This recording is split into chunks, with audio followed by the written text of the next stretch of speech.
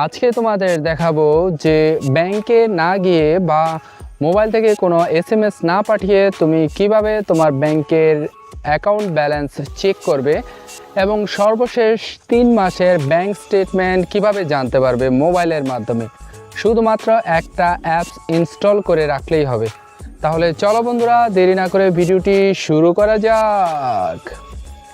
এজন্য আমরা প্রথমে প্লে স্টোর থেকে সোনালী ই ওয়ালেট, এটা আমরা প্লে স্টোর থেকে ডাউনলোড করে নেব।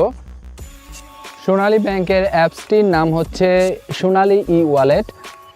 এটা ডাউনলোড করার পরে তোমাদের কিন্তু রেজিস্ট্রেশন করে নিতে হবে। রেজিস্ট্রেশন যদি করতে না পারো তাহলে আমাদের চ্যানেলে একটি ভিডিও দেওয়া আছে, সেই ভিডিওটি দেখে আগে সোনালী ই ওয়ালেট এটি রেজিস্ট্রেশন করে নাও।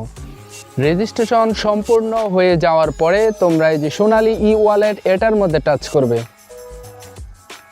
টাচ করার পরে এই যে দেখো ট্যাপ টু কন্টিনিউ, এটার মধ্যে টাচ করবে।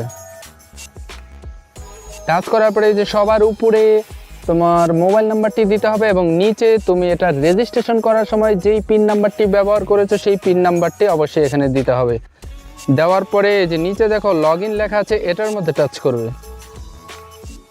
টাচ করার পরে এই যে সবার উপরে দেখো ব্যাংক ব্যালেন্স, এটার মধ্যে টাচ করবে।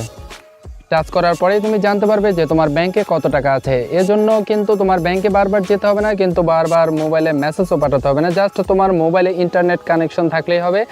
আর সোনালী ই ওয়ালেট এই অ্যাপসটা একবার রেজিস্ট্রেশন করে নিলে সারা জীবনের জন্য নিশ্চিন্ত, আর তেমন কোনো ঝামেলা থাকবে না।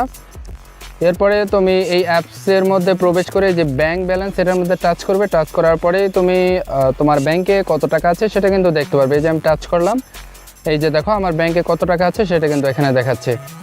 এবার সর্বশেষ 3 মাসের ব্যাংক স্টেটমেন্ট চেক করার জন্য নিচে দেখো ই ব্যাংক লেখা আছে, এটার মধ্যে টাচ করবে। টাচ করলাম।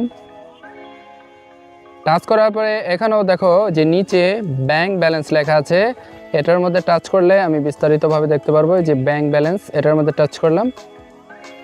এই যে দেখো আমার নাম, ব্যাংক অ্যাকাউন্ট নাম্বার, ব্যাংকের ব্যালেন্স, তারপরে অ্যাকাউন্টের ধরন সব কিন্তু এখানে দেখাচ্ছে। এবার আমরা এখান থেকে বের হয়ে যাচ্ছি, আমরা ব্যাংক স্টেটমেন্ট চেক করব। এখান থেকে বের হয়ে গেলাম। ব্যাংক স্টেটমেন্ট চেক করার জন্য নিচে ডান দিকে দেখো স্টেটমেন্ট লেখা আছে, এটার মধ্যে টাচ করবে। টাচ করলাম। দেখো এখানে কিন্তু আমার সর্বশেষ 3 মাসের লেনদেনের তথ্য কিন্তু এখানে দেওয়া আছে। এই যে দেখো সবার উপরে সবুজ চিহ্ন দেওয়া যেটা আছে সেটা হচ্ছে আমার ব্যাংক অ্যাকাউন্টে টাকা প্রবেশ করেছে, অর্থাৎ আমার ব্যাংক অ্যাকাউন্টে টাকা ঢুকেছে, সেটা সবুজ কালিতে লেখা থাকবে এবং উপরে দেখো তারিখও কিন্তু লেখা আছে, অর্থাৎ কত তারিখে আমার অ্যাকাউন্টে টাকাটা ঢুকেছে। এবং দ্বিতীয় ঘরে দেখো এখানেও কিন্তু সবুজ চিহ্ন দেওয়া আছে, অর্থাৎ এই টাকাটাও কিন্তু এই যে উপরে তারিখ লেখা আছে এই তারিখে কিন্তু আমার এই অ্যাকাউন্টে টাকাটা ঢুকেছে। এবং নিচে একটু লক্ষ্য করো, এখানে এই যে লাল কালি যেগুলো লেখা আছে, অর্থাৎ আমার ব্যাংক অ্যাকাউন্ট থেকে টাকা চলে গিয়েছে যেগুলো, সেগুলো লাল কালিতে লেখা আছে। আবার একটু নিচে দেখো যে ই ওয়ালেট, অর্থাৎ আমি এক ব্যাংক থেকে আরেক ব্যাংকে 100 টাকা নিয়েছিলাম, যদি অন্য ব্যাংকে আমি টাকা নেই তাহলে 10 টাকা চার্জ কাটবে।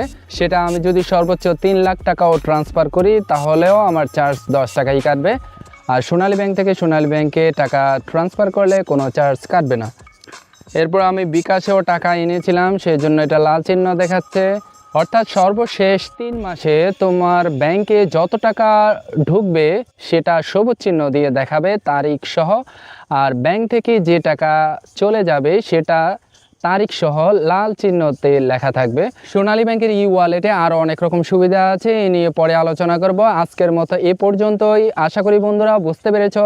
ভিডিওটি যদি ভালো লাগে তাহলে লাইক, কমেন্ট, শেয়ার এবং সাবস্ক্রাইব করার অনুরোধ রইল।